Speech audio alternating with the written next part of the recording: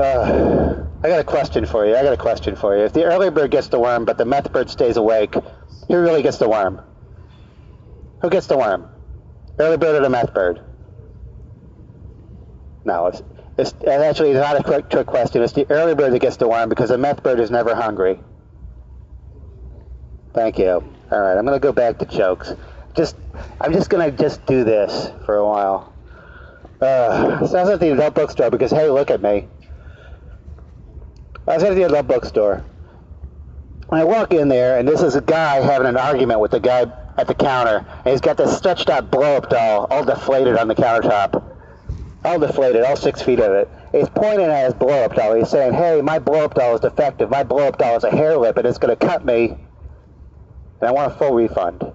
And it was an argument that had been going on.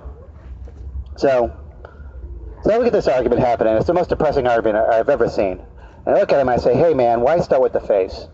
I mean, why start with the face of your blow-up doll? You're just having sex with a trash bag, right? Like, any one of these parts of the blow-up doll is the same as every other part of the blow-up doll. It's like a factory process.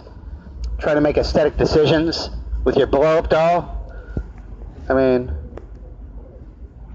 you think about it.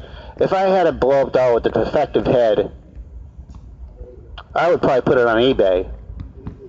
Just because I could drive up the price, and maybe I can get David Fincher and Crispin Glover to get into an argument over it. Drive up the price to $1,500. I could make 10 times the amount I spent on it, rather than trying to get a refund for like some gum job granny or blow-up doll or whatever. Store credit. Can you imagine arguing for store credit in an adult bookstore? Like, geez. Anyways, if I had a blow-up doll with a defective head, and I needed to actually relieve myself on it, I would just Kardashian the blow-up doll. I just Kardashian it, because that's a thing now.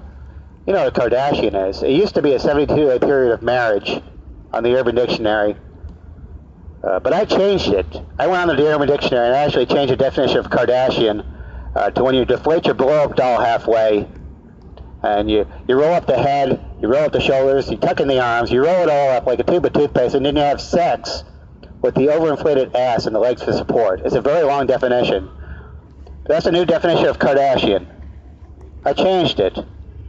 It's a much better definition than a 72-day period of marriage, or to fart and queef at the same time, which I like much better, to fart and queef at the same time. That's number 2 on the Urban Dictionary. I'm fighting against them.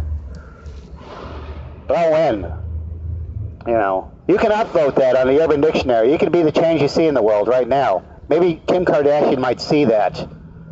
Like that new definition of Kardashian. It's up to you. Be the change you see in the world. If you have a cell phone or something. I don't even do comedy anymore. I just make people look up things in their phones. That's what I do. Like for the last 6 months I've been going to SeaWorld because I have a pass. And I've been walking up to people and I've been asking them if dolphins get venereal disease. Because I want to know. Right? That's what the cell phone's for, right? To look up information. Because it might be a valid theory, because what if the salt water, cures it? Like, all venereal disease could just dry out in salt water. And that could be the reason dolphins evolved in the first place, because dolphins are land creatures. They're little rhinoceroses. They were running around 80 million years ago. They were smart and they were randy. They were probably having a lot of sex. And they had a lot of venereal disease. It's like, oh my God, the burning.